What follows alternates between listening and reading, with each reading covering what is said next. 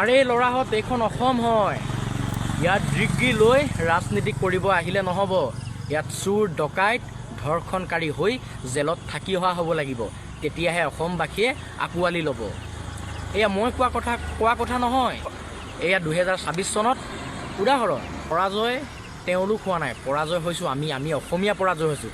আমি আজি অসমীয়াই দেখাই দিলোঁ এজন বিহাৰী হাতত আমাৰ অসমীয়া জীয়ৰী পৰাজয় কৰি দেখাই দিলোঁ। তাতকৈ আৰু লাজৰ বিষয় কি আছে? আৰে ভাই, আমি দেখামেই ন আমি অসমীয়া হয়। আমি এখন কজলাৰ নোটৰ কাৰণে আমাৰ বিবেক বিক্ৰী কৰিব পাৰোঁ। এটা ৰঙা বটলৰ কাৰণে আমি বিবেক বিক্ৰী কৰি দিব পাৰোঁ। আমি অসমীয়া হয়, পাৰিম আৰু পাৰিম আগলৈ। এয়া পৰাজয় তেওঁলোক নহয়, আমি হৈছোঁ। চাই থাকক, এইখন অসম হয়। আৰে ভাই, আমিতো কৰিমেই ন। উলংগ দেশত ধোবাৰ কাম নাই। আমি ধৰ্মত ধ্যান দিছোঁ, কৰ্মত ধ্যান দিয়া নাই। আৰে আমাৰ স্কুল দৰকাৰ নাই নহয়, মদৰ দোকানহে দৰকাৰ। আৰুনো কি ক'ম ল'ৰাহেঁত, মোৰ নিজৰে সমষ্টি, সেই ধেমাজি চিচিভঙাৰ সমষ্টি। দুজন লেখত ল'বলগীয়া মানুহ, এজন হৈছে দুলাল চন্দ্ৰ বৰুৱা আৰু এজন হৈছে নন্দিগিৰি ককাইদেউ। তেওঁলোকৰ কথা কিনো ক'ম। দুলাল চন্দ্ৰ বৰুৱাই কি কৰি দেখুওৱা নাই আমাক?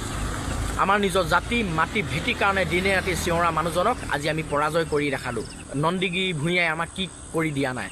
প্ৰত্যেকজন অসহায় ব্যক্তিৰ ওচৰত তেওঁ ছাৰটোৰ দৰে থিয় হৈছিল। তেওঁক আজি আমি পৰাজয় কৰি দেখাই দিলোঁ। এই যে বিবেক যে আমি যে বিক্ৰী কৰি দিব পাৰোঁ, এয়া চিচিভঙাৰ সমষ্টিৰ লোকে দেখাই দিলে। অনাগত দিনবিলাকত আপোনালোকে কি জ্বলা কলা দেখাইছে, আৰু তাতকৈ জ্বলা কলা জেনজি বুলি যে পূৰা ফালি আছিলা, চবেই যে জেনজি বুলি চিঞৰি আছিলা, আমাক জুবিন দা ন্যায় লাগে বুলি চিঞৰি আছিলা।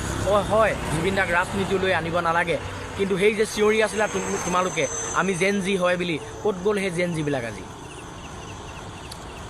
কৈছোঁ নহয়, ক'ত গ'ল সেই জেনজিবিলাক? বিক্ৰী হৈ গ'লা। এখন কজলা নোটত তোমালোকে বিক্ৰী হৈ গ'লা।